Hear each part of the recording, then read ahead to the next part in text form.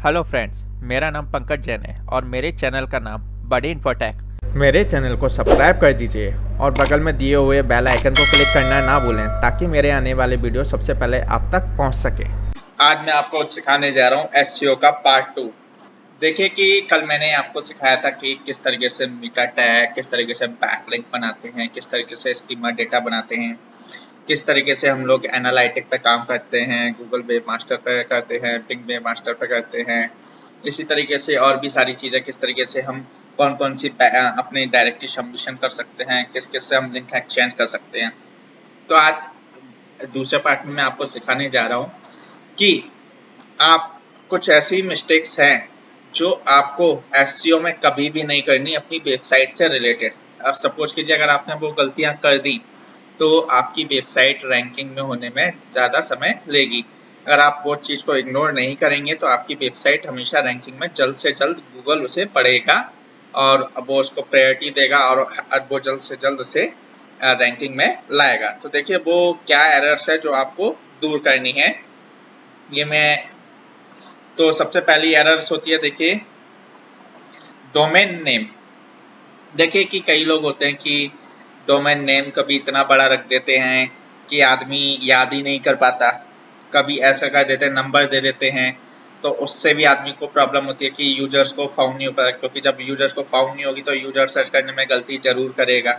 इसलिए अपने domain name को हमेशा इतना इजी रखें कि यूजर्स जल्द से जल्द उसे याद भी कर सके, उस पर जाके सर्च भी कर सके, ताकि आपका ट्रैफिक अच्छा जनरेट हो और उस तरीके से गूगल को भी वो चीज़ इजी याद रहे और आपकी सर्चिंग में ज़्यादा आए। कई लोग जैसे नंबर बम्बर, तो ये सारी चीज़ें इग्नोर करनी चाहिए। ठीक है, मतलब जो भी हो अच्छा डोमेन रखें और ज़्यादा छोटा रखें। मतलब ये कि आराम से 10-15 नंबर उसका अक्षर का रख सकते हैं जिससे आदमी को इजी वो याद रहता है। जैसे कि काफ़ी सारे नाम है, जैसे मेरे कंपनी का नाम बड़े इन्फोटेक है, जैसे आपने देखा होगा टिकटॉक है, इंस्टाग्राम है, कॉलगेट है, डाबर है। तो ये नाम इजिली याद रहते हैं आदमी को एक ही बार बोलने पे।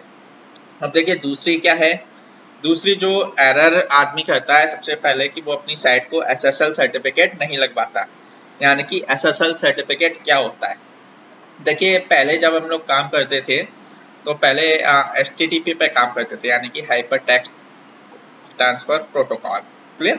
लेकिन अब वो एचटीटीपी से कन्वर्ट होके वो हो गया एचटीटीपीएस, यानी कि आपकी वेबसाइट को सिक्योर, क्योंकि आजकल आपने देखा है कि काफ़ी हैकिंग हो रही हैं। कोई भी साइट कभी भी हैक हो जाती है, कोई भी आपका डेटा लीक कर सकता है। सपोज कीजिए कि आपके पे अगर यूजर मैनेजमेंट की फैसिलिटीज़ है तो कोई भी आपके यूजर का डेटा चुरा सकता है, कोई भी आपकी वेबसाइट में गलत कोडिंग कर सकता है, मेलवेयर कोडिंग कर सकता है।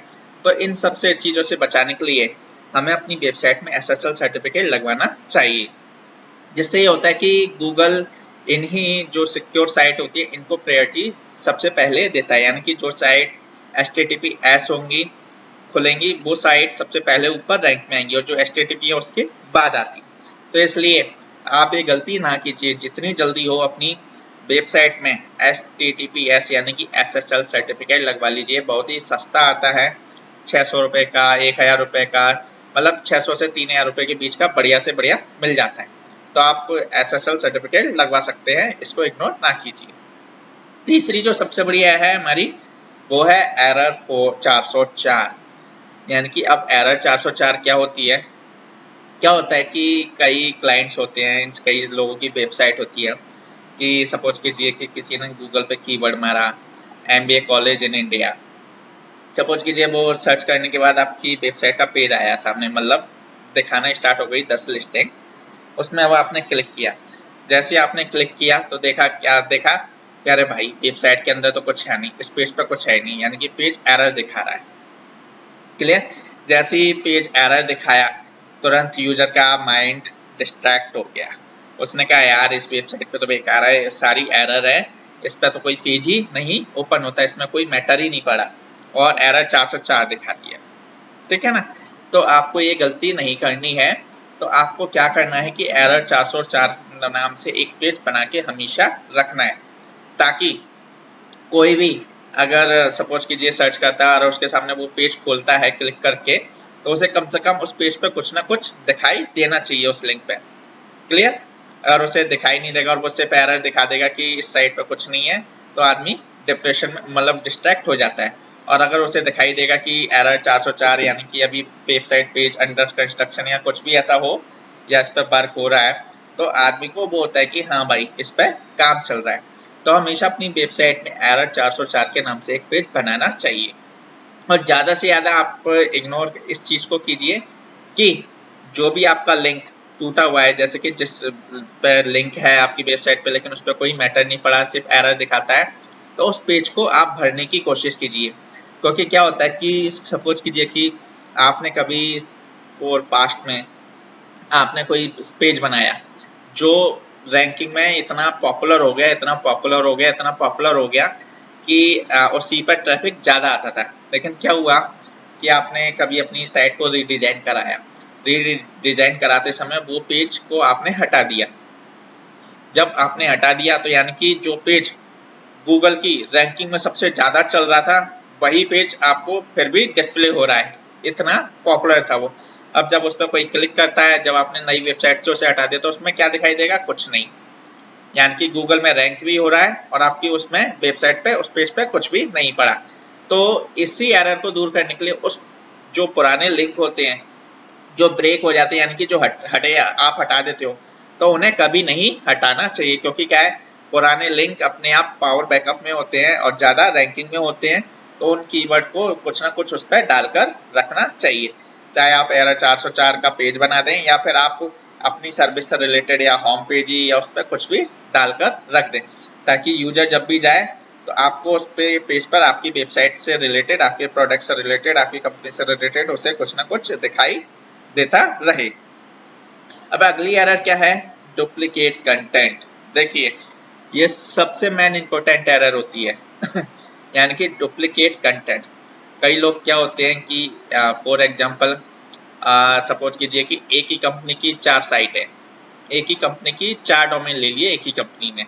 अब वो क्या चाहती है कंपनी की, मैं अपनी वेबसाइट का जो मैटर है, सपोज कीजिए मैं domino.com पे डाल दूँ, domino.in पे भी वही डाल दूँ, डोमिनो ही नहीं किसी और का भी नाम ले लीजिए, सपोज कीजिए xyz.in पे मैंने वही मैटर डाल दिया, फिर xyz.com पे वही मैटर डाल दिया, xyz.org पे वही मैटर डाल दिया, xyz.co.in पे भी वही मैटर डाल दिया, xyz.co और नेट पे भी वही डाल दिया। यानी कि आपने एक ही मैटर 5 वेबसाइट पे डाल दिया।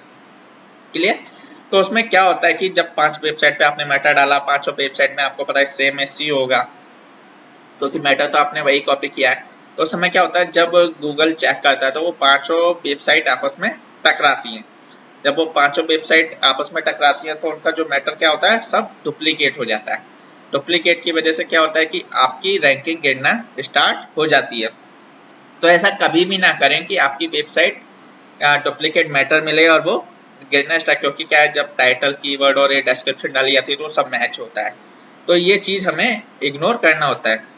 तो आप ज़्यादा से ज़्यादा कोशिश करें कि एक ही मैटर को 4-5 वेबसाइट पर ना डालें, बल्कि उस डोमेन को अपनी किसी एक वेबसाइट से रीडायरेक्ट करा दें। यानी कि एक वेबसाइट मेन बनाएं और जो 4 डोमेन है उसे रीडायरेक्ट करा दें इस वाली साइट पे, ताकि वो सब पे एक ही साइट खुलेगी और मैटर भी एक ही साइट पे पड़ा रहेगा, जिससे आपका डुप्लीकेट से किसी का कोई खतरा नहीं होता।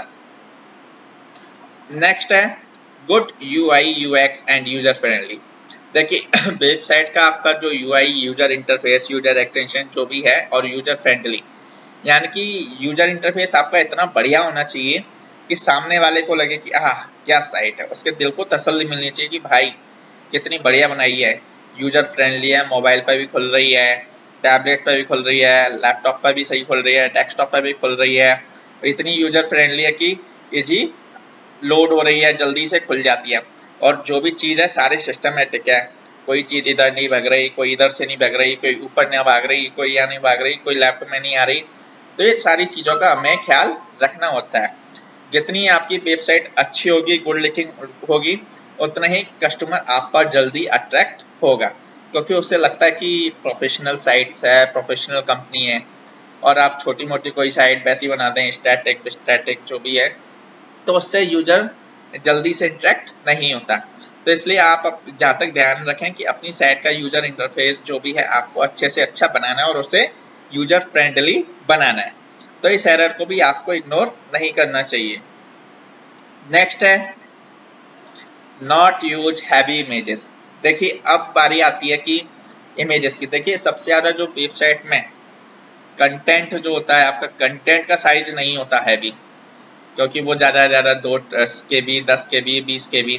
जो आपकी वेबसाइट में हैवी होता है वो होती है इमेजेस, क्योंकि इमेजेस जितनी आपके उस पेज में होंगी उतना ही वो देर से खुलेगा, क्योंकि हैवी इमेज।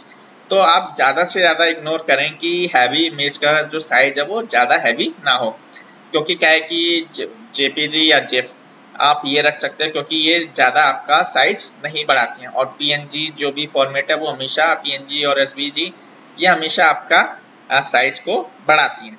तो जहाँ तक है कि आप अपनी जो भी इमेजेस है उसका साइज कम से कम रखें और इसे फोटोशॉप में बनाएं, क्योंकि क्या है कि कई लोग होते हैं कि डायरेक्ट गूगल से सेव किया उसी को चिप दिए।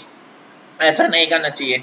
जो भी जो भी इमेजेस को आप गूगल से कॉपी करें उसे फोटोशॉप पर जाकर एडिट करें, उसका साइज वगैरह वेबसाइट के अकॉर्डिंग दें और उसे वेब वाले फॉर्मेट में सेव करके उसे अपलोड करें, ताकि आपका जो साइज है वो हैवी नहीं होगा।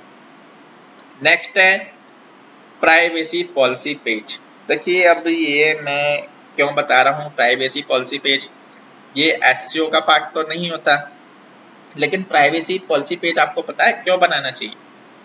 प्राइवेसी पॉलिसी पेज इसलिए बनाना चाहिए कि जब भी आप कोई भी ऐड चलाएंगे, सपोज कीजिए जब भी आप कोई भी ऐड चलाएंगे, चाहे गूगल का हो, ऐसा तो है नहीं कि SEO, कभी ना कभी तो आप ऐड भी चलाओगे अपने प्रोडक्ट को, नया भी प्रोडक्ट आएगा उसकी ब्रांडिंग के लिए।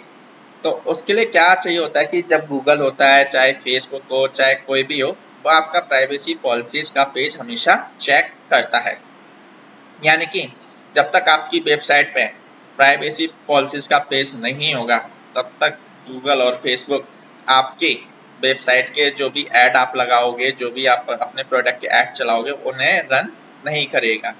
क्योंकि सबसे पहले आपको प्राइवेसी, क्योंकि क्या इसके प्राइवेसी पॉलिसी में आपके सारी प्राइवेसियाँ होती हैं कि आप क्या क्या कस्टमर को देते हो, क्या क्या आप अपना प्राइवेसी रखते हो, कस्टमर की सारी जो इन्फॉर्मेशन है वो प्राइवेसी है, पेमेंट डिटेल प्राइवेसी है, यानी कि आपका जो भी पूरा सर्वर है, पूरी जो भी है आपकी टेक्निक वेबसाइट के अंदर जो भी कंटेंट आता है, डेटा आता है, वो सब सिक्योर है या नहीं। तो उसके लिए हमेशा प्राइवेसी पॉलिसीज का पेज बनाना चाहिए। तो ये थी मेरी आज की 7 टेक्निक जो कभी भी इग्नोर नहीं करनी चाहिए, और जहाँ तक हो इसे जल्द से जल्द अपनी साइट के अंदर लगवा लेना चाहिए, जिससे कि क्या है आपकी वेबसाइट रैंकिंग में आ जाए, आपकी वेबसाइट हैवी ना हो, आपकी वेबसाइट यूजर फ्रेंडली रहे, आपकी वेबसाइट का यूजर इंटरफेस अच्छा रहे। और काफ़ी सारी चीज़ है जो आपकी वेबसाइट में एरर देती है, जैसे 404, ये सारी चीज़ें से आप बच सको। तो देखिए दोस्तों, ये था